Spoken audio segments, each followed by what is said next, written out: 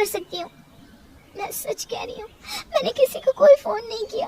मैंने घर की कोई भी बात किसी को भी नहीं बताई, यहाँ तक कि मेरी माँ को भी कुछ नहीं पता। उन्हें पता चलेगा तो बहुत दुख पहुंचेगा कि ससुराल में उनकी बेटी पर कैसे कैसे इल्जाम लग रहे हैं। आप एक काम करिए माँ जी, आप ना अभी चाची जी को फोन करिए और मेरे सामने पूछिए कि क्या मैंने ही सारी बातें इधर की उधर की है। जाने दो ना माँ, भाभी अभी नई नहीं है, गलती तो सबसे होती है, माफ कर दो इन्हें, धीरे धीरे सब समझ जाएंगी। मानसी की बात सुनकर उर्मिला वहाँ से उठकर अपने कमरे में चली जाती है। कुछ देर बाद वंशिका की माँ के पास एक फोन आता है। हेलो, कौन बोल रहा है? नमस्ते आंटी जी, मैं मानसी बोल रही हूँ, कैसी हैं आप? हाँ बेटा, मैं तो बिल्कुल ठीक हूँ, तुम सुनाओ घर में सब कैसे हैं? बाकी सब तो ठीक है आंटी जी, लेकिन भाभी बेचारी जब से यहाँ आई है रो रो कर दिन बिता रही है। मुझे तो सच्ची बड़ा तरस आता है उन पर। है? क्या हुआ वंशिका को? कोई बात हुई है क्या? हाँ आंटी, वो ना माँ को शक था कि उन्होंने घर की बातें चाची को बताई है। बस इतनी सी बात पर माँ ने घर में हंगामा खड़ा कर दिया। बेचारी भाभी यहाँ खून के आंसू रो रही है। मानसी की बातें उसके कमरे में छिपकर उर्मिला भी सुन रही थी। मानसी, ये क्या बोल रही हो तुम? माँ, आप मेरे कमरे में? उर्मिला मानसी के हाथ से फोन ले लेती है।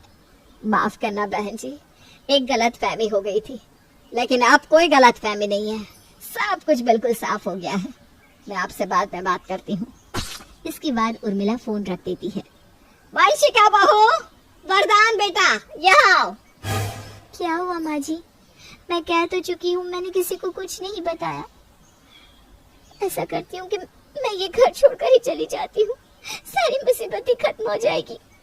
बेटा घर छोड़कर तू नहीं जाएगी, अब इस घर से मैं मानसी को 9 2 11 करूंगी। इतने दिनों से घर में आग लगाकर तमाशा देखने वाली कोई और नहीं, मेरी अपनी बेटी है। अब कमला से बात करने के बाद मुझे उसके शब्द याद आए। उसने कहा कि मेरे पास वंशिका का नंबर नहीं है, नहीं तो मैं खुद उससे फोन करके माफी मांग लेती। बस उसी पल मेरे दिमाग में खतरे की घंटी बज गई। अगर कमला के पास इसका नंबर नहीं है तो इसका मतलब इसने कमला से चुगली नहीं की। मुझे शक तो उसी समय हो गया था, लेकिन आज तो मैंने मानसी को बहू की माँ के कान भरते रंगे हाथ पकड़ा है। अरे मेरी बेटी होकर ये इस घर में फूट डाल रही है, सास बहू को लड़वा रही है। इतना ही नहीं, इसने तो रिश्तेदारी में भी हमें उठने बैठने लायक नहीं छोड़ा। मुझे माफ कर दो माँ। तुझे माफी नहीं, सजा मिलेगी, और तेरी सजा यह है कि अगले 2 महीने में ही तेरी शादी करके मैं तुझे इस घर से बाहर कर दूंगी। मानसी माँ के आके खूब हाथ पैर जोड़ती है, लेकिन उर्मिला जानती थी कि घर की सुख शांति के लिए ऐसा करना जरूरी है। ऐसी नौबत नहीं आएगी माँ जी। वो कैसे? क्योंकि कुसुम दीदी ने कल ही हमें सब सच बता दिया था, और हमारे पतियों ने हमें बिल्कुल अर्चना दीदी जैसी साड़ी हिला कर दे दी थी। हाँ माँ जी, इसीलिए अब आपको किसी के सामने शर्मिंदा नहीं होना पड़ेगा। हाँ, और अब आपकी 5 बहुएं एक साथ बनारसी साड़ी में अपनी मुंह दिखाई करेंगी। अपनी बहुओं की समझदारी देख रमोला बहुत खुश होती है और अपनी गलती को समझते हुए फिर कभी झूठ न बोलने की कसम खाती है। फिर कुछ ही देर में वो 5 बहुएं एक जैसी बनारसी साड़ी पहनकर सबके सामने आती है, जिससे रमोला की इज्जत पर कोई दाग नहीं लगता, और फिर 5 बहुओं की मुंह दिखाई खुशी खुशी हो जाती है। सीमा और राधा दोनों सगी बहनें थीं, मगर दोनों के स्वभाव में जमीन आसमान का अंतर था। राधा जहाँ स्वभाव से विनम्र और दरियादिल थी, वहीं सीमा एक नंबर की स्वार्थी और लालची थी। कॉलेज खत्म होने के बाद उनके माँ बाप ने उनकी शादी करने का फैसला किया। चूंकि सीमा बड़ी थी, इसलिए पहले उसकी शादी तय की गई। एक दिन घर में सीमा और राधा अपने माता पिता के साथ बैठे हुए थे। सीमा बेटा, मैंने तुम्हारे लिए एक लड़का देखा है। ये देखो, ये उसकी फोटो है। ये तो बताइए पापा कि लड़का कितना पढ़ा लिखा है, उसका घर परिवार कैसा है। मैं नहीं चाहती कि मेरी शादी किसी कम पढ़े लिखे या गरीब से हो जाए। अरे बेटा, लड़का बैंक में ऊंचे पद पर है, अच्छा खाता पीता घराना है उसका, रुपए पैसों की कोई कमी नहीं है। तो फिर ठीक है, मुझे मंजूर है ये रिश्ता। निश्चित समय पर बड़े धूमधाम से सीमा की शादी कर दी गई। क्योंकि सीमा बड़ी बेटी थी, इसलिए उसके पापा ने शादी में कोई कसर नहीं छोड़ी। उन्होंने अपनी हैसियत से ज्यादा खर्च किया इस शादी पर। इसकी वजह से उन पर अच्छा खासा कर्ज भी हो गया। कुछ समय बाद राधा भी शादी के लायक हो गई। एक दिन, सुनो जी, मैंने राधा के लिए भी एक लड़का देखा है।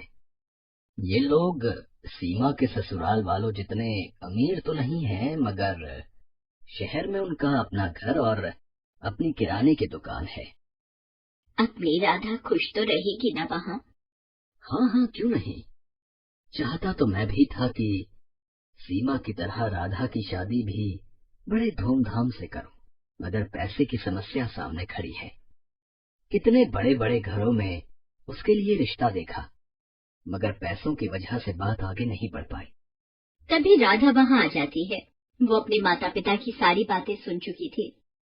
आप चिंता मत करो पापा, आपने जहाँ मेरा रिश्ता तय किया है मैं वहीं खुश रहूंगी। मुझे तो बस आप लोगों का आशीर्वाद चाहिए। राधा की बातें सुनकर उसके पिता को थोड़ी शांति मिली। निश्चित समय पर बड़े ही सीधे साधे तरीके से राधा की भी शादी हो गई। राधा के ससुराल में केवल उसकी सास थी, जो अक्सर बीमार रहा करती थी। राधा ने आते ही घर की सारी जिम्मेदारी अपने सर ले ली, जिससे उसकी सास को बड़ी राहत मिली। राधा दिन भर घर का काम करती थी और समय मिलने पर वह दुकान के कामों में अपने पति का हाथ भी बटाती थी। उधर सीमा की जिंदगी ऐशो आराम से गुजर रही थी। कभी शॉपिंग तो कभी किटी पार्टी। उसका सारा समय इन्हीं चीजों में बीतता था। एक दिन राधा और उसके पति दुकान पर थे। तभी वहाँ एक चमचमाती कार आकर रुकी। उसमें से सीमा और उसके पति निकले। सीमा के हाथ में मिठाई का डिब्बा था। दोनों दुकान में गए और सीमा राधा को मिठाई का डिब्बा देते हुए बोली, तेरे जीजा जी ने आज ही इस कार की डिलीवरी ली है। पूरे 20 लाख की कार है। मैंने सोचा ये खुशखबरी राधा को दी जाए। दरअसल सीमा राधा को जलाने के लिए अपनी कार दिखाने वहाँ आई थी, मगर भोली भाली राधा उसकी इस चाल को समझ नहीं पाई। मगर राधा का पति अनिल इन बातों को समझ गया। सीमा और उसके पति के जाने के बाद अनिल बोला, तुम्हारी बहन यहाँ खुशखबरी देने नहीं आई थी, बल्कि हमें जलाने के लिए यहाँ आई थी। वो जानती है ना कि हमारी हैसियत नहीं है ना कार खरीदने की, इसलिए अपनी नई कार दिखाकर हमें जलाना चाहती थी। नहीं जी, ऐसी कोई बात नहीं है। वो भला हमें क्यों जलाना चाहेगी? ऐसी ही बात है। उसे पता है ना कि मैं कभी कार नहीं खरीद सकता, मामूली दुकानदार जो हूँ, और उसका पति तो बैंक में बड़ा अफसर है ना। क्यों? किसने कहा कि तुम कभी कार नहीं खरीद सकते? तुम जरूर कार खरीदोगे। अरे सीमा का पति तो बैंक में नौकरी करता है। एक हिसाब से देखे तो वो बैंक का नौकर है, उसे बैंक के हिसाब से काम करना पड़ता है। मगर यहाँ तुम तो अपने मालिक खुद हो। तुम जैसे चाहो अपनी मर्जी के मुताबिक काम कर सकते हो। अगर तुम ठान लो तो कुछ भी कर सकते हो। आज ही सैलरी मिली और आज ही उड़ा दिए। बहू, मेरा बेटा क्या बोल रहा है, एक बार सुन तो ले। किसी को इतना परेशान करना अच्छी बात नहीं। अरे वो तो मेरा बेटा है जो तेरी बात सुन लेता है। यहीं अगर कोई दूसरा आदमी होता तो तुझे कब का छोड़कर चला जाता। आप तो माँ जी चुप ही रहिए। मैं जब से इस घर में आई हूँ तब से आप यही चाहती हैं कि आपका बेटा मुझे छोड़ दे, पर अफसोस आपकी चल नहीं पाती और ना ही मैं कभी चलने दूंगी। और आप खड़े खड़े देख क्या रहे हैं? हिसाब दीजिए मुझे। अनीता, मैं तुम्हें बताने ही वाला था, बताने का मौका नहीं मिला और तब से तुम नाराज हुए जा रही हो। अब तुम ही बताओ मैं कब तुम्हें हिसाब देता।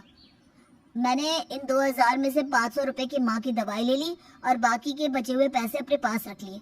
पिछली बार जब तुम्हारी तबीयत खराब हुई थी तो मैंने अपने दोस्त से कुछ उधार लिए थे, बस वही पैसे धीरे धीरे करके चुका रहा हूँ।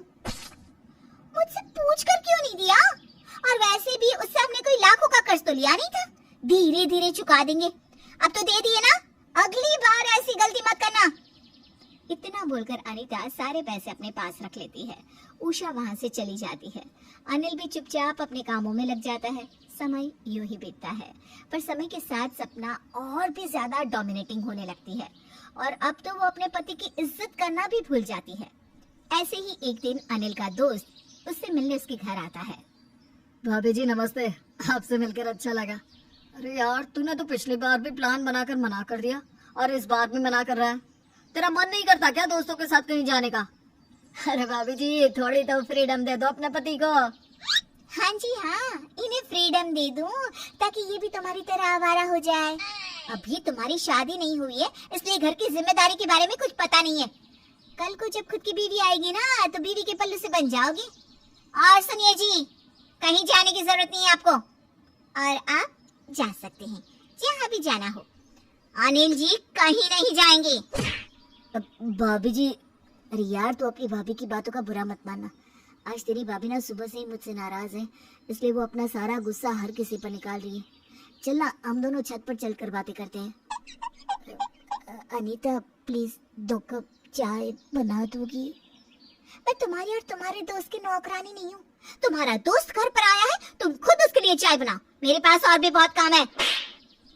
अनीता अनिल के दोस्तों के सामने भी उसकी इज्जत नहीं करती थी, यहाँ तक कि वो घर आए मेहमानों से भी तमीज से बात नहीं करती। अनीता का ये बर्ताव उषा और अनिल दोनों को ही बहुत खटकता है, पर वो दोनों कुछ नहीं कर पाते, जिस वजह से अनिल का दोस्त फिर कभी अनिल से मिलने उसके घर नहीं आता। ऐसे ही एक दिन अनीता की ननद अर्चना अपने पति राजीव के साथ आती है। जब अनीता को पता चलता है कि अर्चना बहुत अमीर घर से है, तो वो अपनी ननद के आगे पीछे घूमती है और अच्छे बनने का नाटक करती है। अरे अर्चना दीदी, जब से मेरी शादी हुई है ना, तब से आप पहली बार मायके आई हैं। क्या आप नहीं चाहती थी कि आप अपनी इकलौती भाभी से मिले?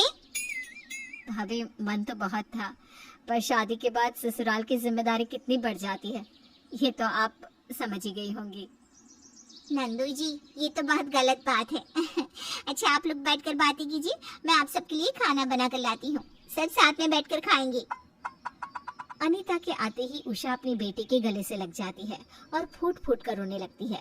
अपनी माँ के आंसू देखकर अर्चना कहती है, माँ भाभी तो कितनी अच्छी है, फिर आप हर समय उनकी बुराई क्यों करती थी, और आप रो क्यों रही है? बेटा, दूर का ढोल अच्छा ही लगता है। तेरी भाभी के 2 चेहरे हैं। जब से उसे पता चला है कि तू बहुत अमीर है, तब से वो तेरे आगे पीछे घूम रही है। तेरी भाभी सिर्फ अमीरों की इज्जत करती है, तेरी माँ और तेरे भाई की नहीं, क्योंकि तेरा भाई ज्यादा कमाता नहीं और तेरी माँ कुछ कह नहीं सकती। तेरी भाभी 1 नंबर की डोमिनेटिंग इंसान है, जो तेरे भाई को हर समय परेशान करके रखती है। बेटा, अब तो तू ही तेरी भाभी को सुधार सकती है। अनीता अपनी ननद के सामने अच्छा बनने का नाटक करती है, पर अपनी माँ की बातें सुनने के बाद अर्चना भी ठान लेती है कि वो अपनी भाभी का असली रूप सामने लाकर रहेगी और उनको उनकी सही जगह भी दिखाएगी। ऐसे ही कुछ दिन बीत जाते हैं। अनीता हर समय अर्चना की चापलूसी करती रहती। एक दिन अर्चना अपनी भाभी से रोते हुए कहती है, भाभी, लगता है मेरे पति के बिजनेस को किसी की नजर लग गई है। हम कुछ दिनों के लिए यहाँ क्या है, किसी ने धोखे से हमारा बिजनेस छीन लिया। हम तो पल भर में ही रोड पर आ गए। अब तो आपका ही सहारा है भाभी। जब तक हम दोबारा से उठ नहीं जाते, हम यहीं रहेंगे। आपको कोई ऐतराज तो नहीं ना? क्या तुम रोड पर आ गई? देखो, मैं तुम्हारा और तुम्हारे पति का खर्चा नहीं उठा सकती, और ना ही ऐसे गरीबों से मैं कोई रिश्ता रखती हूँ। वैसे भी तुम्हारा भाई कोई नोट नहीं छापता। मैं तुम्हारा और तुम्हारे पति का बोझ नहीं उठाने वाली। चुपचाप मेरे घर से निकल जाओ। यहाँ अपना पेट भरना मेरे लिए मुश्किल है। बड़ी मुश्किल से एक एक पैसा बचाती हूँ मैं।